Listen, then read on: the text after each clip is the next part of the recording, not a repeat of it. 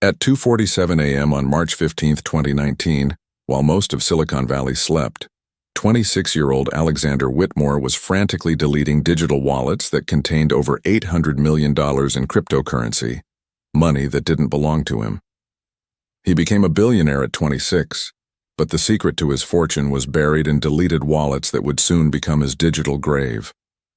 Just 18 months earlier, Alexander had been celebrated as the youngest billionaire in cryptocurrency history, gracing the covers of Forbes, Fortune, and Wired magazines. His company, Crypto Vault Solutions, promised investors revolutionary blockchain technology that would democratize wealth creation for the everyday person. The gleaming headquarters in downtown San Francisco buzzed with energy, filled with brilliant engineers and ambitious graduates who believed they were changing the world alongside their visionary CEO.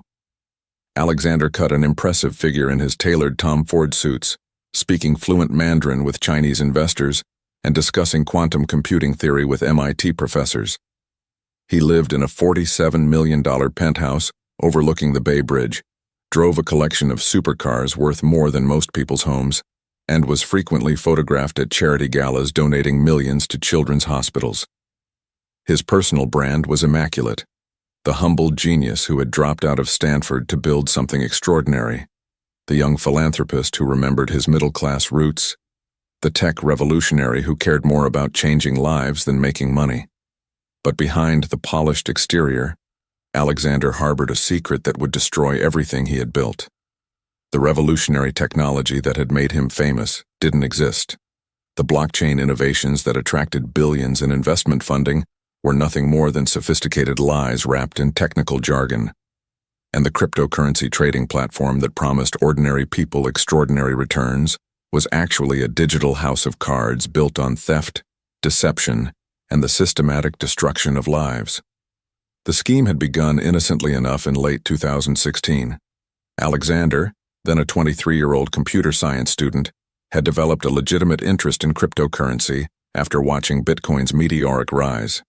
He possessed genuine technical skills and an intuitive understanding of blockchain technology that impressed professors and peers alike.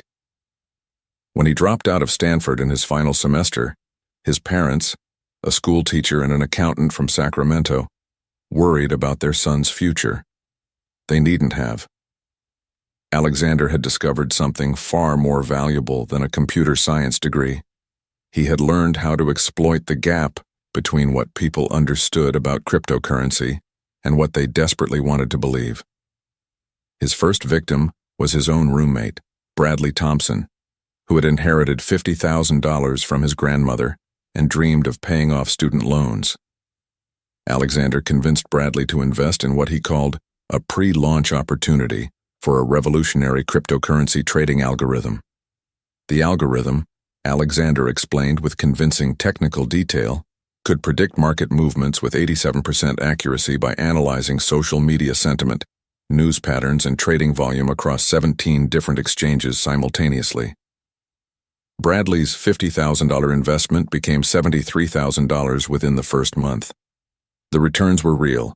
Alexander was simply using his roommate's money to trade legitimately while claiming credit for algorithmic genius.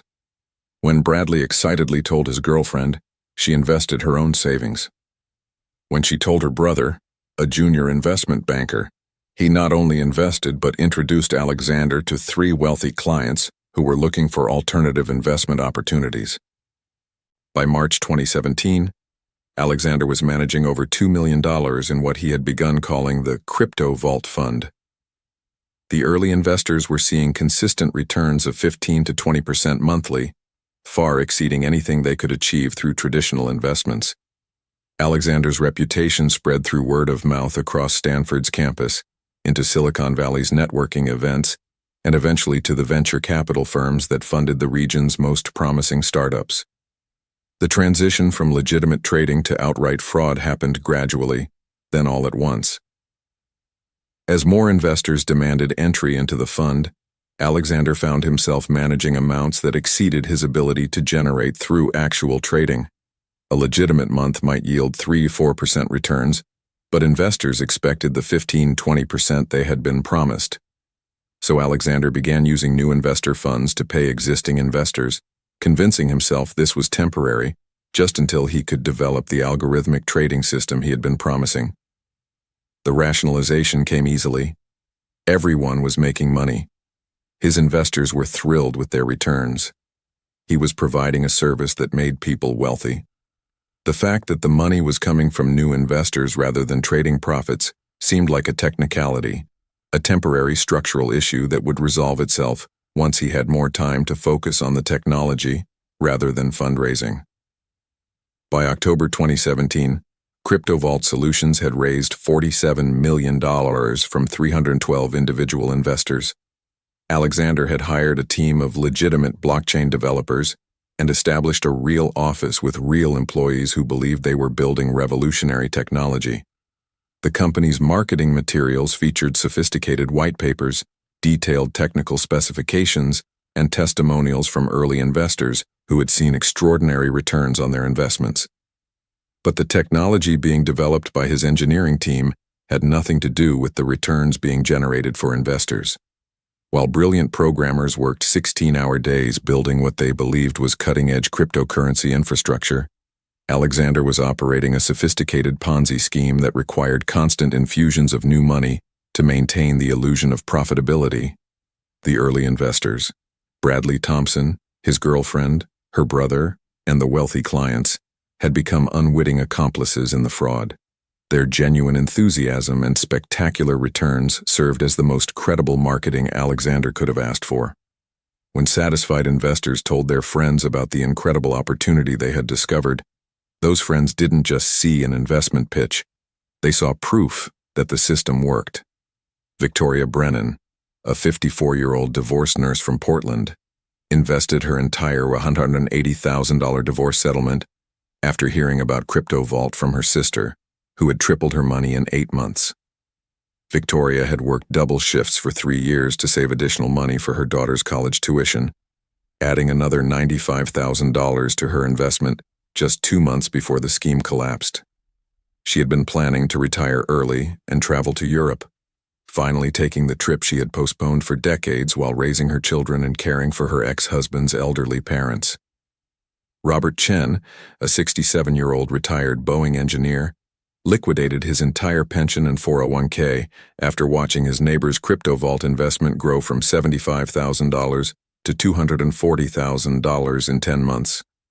Robert had spent 43 years designing aircraft systems, approaching every decision with methodical precision and careful risk assessment. But when his neighbor showed him monthly statements documenting consistent 18% returns, Robert's engineering mind was convinced that Alexander had solved a mathematical problem that others had missed. He invested $1.2 million, everything he and his wife had saved for retirement. By mid-2018, CryptoVault was managing over $400 million from more than 2,000 investors. Alexander had moved into his penthouse, begun collecting art worth millions, and established the Whitmore Foundation, which donated substantial sums to various charities while photographing every donation for social media. The foundation's largest beneficiary was the Children's Hospital of San Francisco, which received $3.2 million to fund pediatric cancer research. Alexander personally visited young patients, bringing toys and hope to families facing unimaginable challenges. The cognitive dissonance was staggering. Alexander genuinely cared about the children he visited, donated millions to causes he believed in, and maintained close relationships with his parents, who remained proud of their son's success. Yet he was simultaneously orchestrating the systematic theft of hundreds of millions of dollars from people who trusted him with their life savings, retirement funds, and children's college money. The scheme's complexity had grown beyond Alexander's ability to manage it manually. He had hired a team of financial analysts who believed they were managing legitimate cryptocurrency investments, accountants who prepared reports based on fabricated trading data, and compliance officers who filed regulatory documents describing a business that existed only in carefully constructed lies. Sarah Morrison, CryptoVault's chief financial officer, was a Harvard MBA who had left a prestigious position at Goldman Sachs to join what she believed was the most innovative fintech company of her generation. Sarah worked 18-hour days preparing financial reports, managing investor relations, and ensuring regulatory compliance for what she understood to be a revolutionary cryptocurrency fund. She never knew that the trading data she meticulously analyzed was entirely fabricated, or that the blockchain technology she helped present to investors was nothing more than sophisticated vaporware. The beginning of the end came in January 2019, when cryptocurrency markets entered a prolonged downturn that made Alexander's promised returns mathematically impossible to achieve through legitimate trading. Bitcoin, which had peaked at nearly $20,000 in December 2017, had fallen to under $3,500. Ethereum had lost over 90% of its value. The entire cryptocurrency market had contracted by more than $600 billion, making it impossible for any legitimate trading strategy to generate the consistent returns CryptoVault was promising. Yet Alexander continued paying investors their expected returns, burning through new investments at an accelerating rate. The fund required approximately $35 million in new investments each month just to pay existing investors their promised returns. But new investments had slowed to a trickle as the broader cryptocurrency market collapsed and potential investors became more cautious. The mathematics of the situation were inexorable. Without new money coming in, Alexander would be unable to pay existing investors. Without being able to pay existing investors, word would spread that CryptoVault was in trouble. Without maintaining the illusion of profitability, no new investors would be willing to put money into the fund. The scheme had reached the point where it could only survive by continuously growing, but market conditions made growth impossible. Alexander's behavior became increasingly erratic. He began making public statements about secret partnerships with major banks, revolutionary technology breakthroughs that would be announced within weeks, and exclusive investment opportunities that were available only to CryptoVault's most trusted clients. He hired a public relations firm to arrange interviews with financial journalists, hoping to generate enough positive publicity to attract new investors.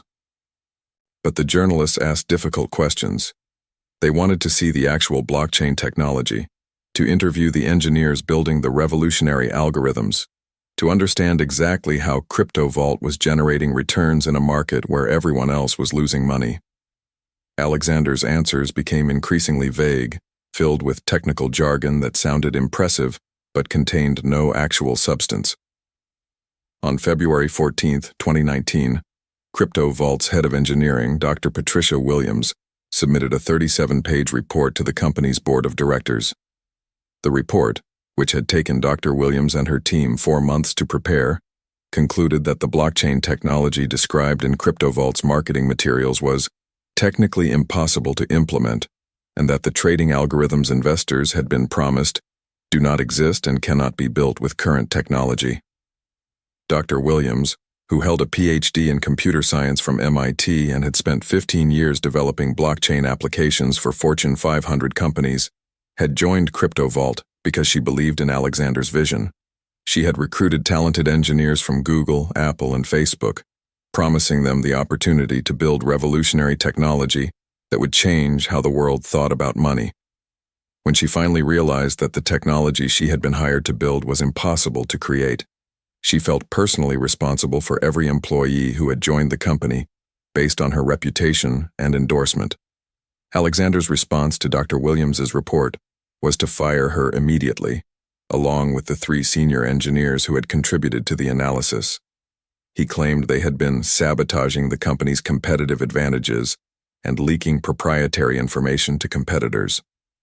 The remaining engineering team, now led by junior developers who lacked the experience to understand what they were really building, continued working on blockchain applications that had no connection to the investment returns being promised to CryptoVault's clients.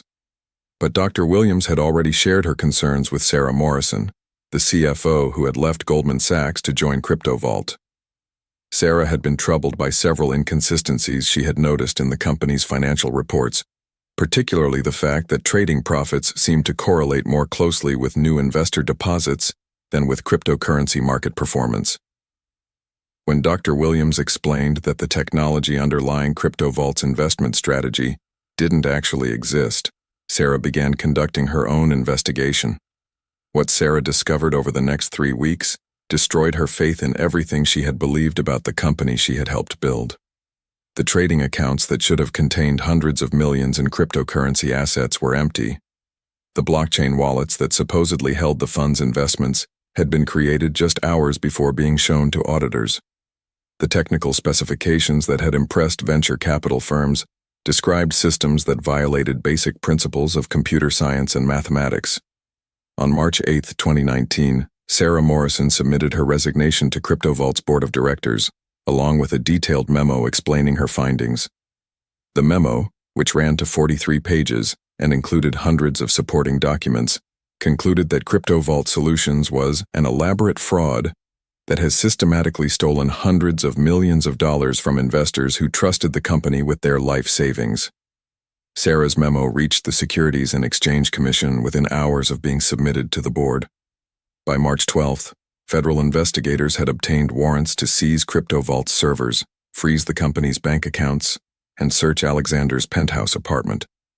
The investigation, which involved agents from the FBI, SEC, and IRS, uncovered the full scope of the fraud within days. Alexander had stolen over $847 million from 2,847 investors across 43 states. The money had been used to fund his lavish lifestyle, pay early investors their promised returns, and maintain the illusion that CryptoVault was a legitimate business.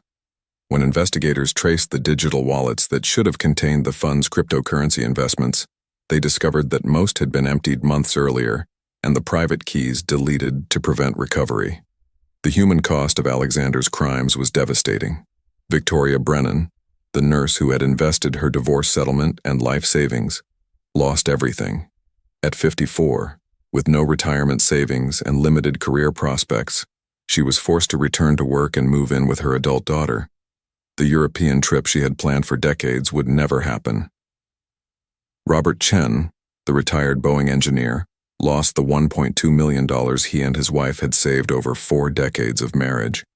At 67 and 65, they were too old to rebuild their retirement savings and too young to qualify for full Social Security benefits. Hundreds of other victims faced similar devastation. Teachers who had invested their pensions, small business owners who had liquidated their companies, retirees who had trusted their life savings to Alexander's promises, all discovered that their money was gone, spent on Alexander's art collection, charitable donations, and the Ponzi payments needed to keep the scheme operating. The psychological impact was often worse than the financial losses. These weren't sophisticated investors who understood the risks of speculative trading. They were ordinary people who had been convinced by Alexander's credentials, impressed by his charitable work, and reassured by the consistent returns he had delivered to early investors. They had trusted not just their money but their futures to someone who had systematically betrayed that trust while appearing to be everything they hoped he would be. Alexander's arrest came at 6:23 a.m. on March 15, 2019, as he attempted to board a private jet bound for a non-extradition jurisdiction. FBI agents found him carrying $2.3 million in cash, multiple fake passports, and encrypted hard drives containing the deleted wallet keys that might have allowed some investor funds to be recovered. The man who had been celebrated as a visionary just months earlier was now facing federal charges that could result in life imprisonment. The trial, which began 14 months later, revealed the full extent of Alexander's deception. Prosecutors presented evidence of lavish spending, fabricated documents, and the systematic theft of nearly $1 billion. Alexander's defense team argued that he had genuinely believed the technology could be developed and that he had intended to repay investors once the systems were operational. But the evidence was overwhelming. Recorded phone calls where Alexander discussed hiding assets, email communications about creating false documentation, and financial records showing that investor funds had been used for personal expenses rather than cryptocurrency investments. The victims who testified during the trial painted a devastating picture of lives destroyed by Alexander's greed. Victoria Brennan described working double shifts at age 56, trying to rebuild retirement savings she would never recover. Robert Chen spoke about the shame of explaining to his wife that their life savings was gone, stolen by someone they had trusted completely. Dr. Williams testified about the guilt she felt for recruiting talented engineers to a company built on lies, engineers who had left prestigious positions to work on technology that never existed. Alexander's parents, the school teacher and accountant from Sacramento, attended every day of the trial. They had believed in their son's success, proud of the philanthropist and entrepreneur he had appeared to become. Learning about his crimes was devastating, but watching the victims testify about the impact of his actions was unbearable. Their son hadn't just stolen money, he had destroyed lives, shattered retirement dreams, and betrayed the trust of thousands of people who had believed in his vision. On November 18, 2020, Alexander Whitmore was convicted on 47 counts of wire fraud, securities fraud, and money laundering. The judge sentenced him to 45 years in federal prison and ordered him to pay $847 million in restitution to his victims. At 27 years old, Alexander would likely spend the rest of his life behind bars, paying for crimes that had funded his brief time as the youngest billionaire in cryptocurrency history. The recovery process was painfully slow. Federal investigators managed to seize approximately $89 million in assets from Alexander's accounts, real estate holdings, and art collection. The penthouse apartment, the supercars, the rare paintings, and the jewelry were all sold at auction, with proceeds distributed to victims. But recovering digital assets proved nearly impossible. The cryptocurrency wallets that should have contained hundreds of millions in investor funds had been emptied and their private keys deleted, making recovery impossible without Alexander's cooperation. Alexander initially refused to provide the encryption keys that might have unlocked additional funds, claiming he had deleted them in a moment of panic. But as the reality of his 45-year sentence settled in, he began cooperating with investigators. Over the next 18 months, he helped federal agents recover an additional $127 million in cryptocurrency that had been hidden in obscure digital wallets and offshore accounts. Even with these recoveries, victims received only 25 cents for every dollar they had invested. Victoria Brennan received $68,750 from her $275,000 investment. Robert Chen recovered $300,000 of the $1.2 million he had lost. For many victims, even these partial recoveries came too late to rebuild their financial lives. The Crypto Vault case became a landmark in financial fraud prosecution, leading to new regulations requiring cryptocurrency investment funds to maintain independently audited reserves and provide regular proof of their digital asset holdings. The case also highlighted the psychological techniques used by sophisticated fraudsters to exploit victims' trust and the devastating impact of investment fraud on ordinary people who cannot afford to lose their life savings. Alexander's former employees faced their own challenges. Dr. Patricia Williams, who had tried to expose the fraud, found herself unemployable in the technology industry as potential employers questioned her role in the scheme. Sarah Morrison, the CFO who had blown the whistle, faced similar career challenges, despite being recognized as a hero by federal investigators. The brilliant engineers who had joined Crypto Vault to build revolutionary technology discovered that their association with the company made them suspicious to future employers. The Whitmore Foundation, which had donated millions to children's hospitals and other charities, was forced to shut down as investigators clawed back donations that had been made with stolen money. The Children's Hospital of San Francisco was required to return the $3.2 million that had funded pediatric cancer research, money that had already been spent on equipment and research that was improving young patients' lives. From his federal prison cell in Colorado, Alexander Whitmore continues to serve his 45-year sentence.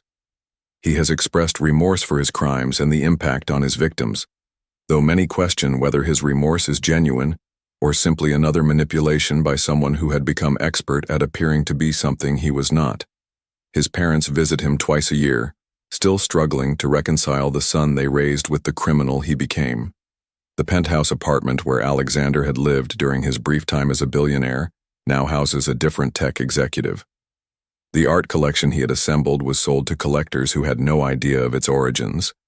The supercars he had driven through San Francisco streets were purchased by new owners who simply saw valuable machines, not symbols of a massive fraud. But for the victims, the impact of Alexander's crimes continues. Victoria Brennan still works double shifts at 59, knowing she will never be able to retire comfortably.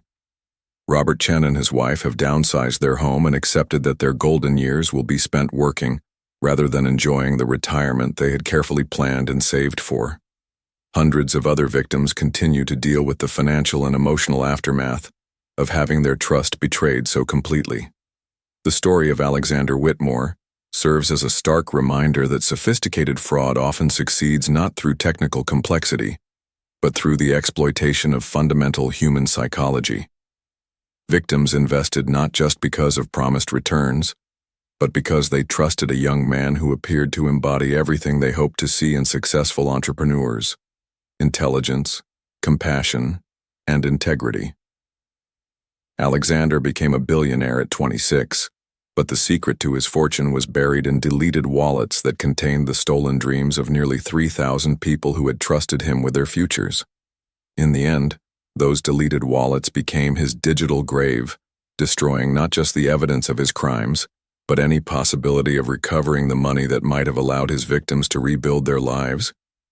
They thought they'd get away, but no one escapes forever. If stories like this fascinate you, tales of corporate greed, financial fraud, and justice finally served, then you're exactly where you belong. Hit that like button if this story left you satisfied that justice was done. Subscribe to join our growing community of viewers who can't get enough of watching the powerful fall, and share this with someone who needs to hear that no matter how untouchable they seem, justice always finds a way. What corporate crime story should we uncover next? Let us know in the comments below. Until next time, remember, they thought they'd get away, but they never do.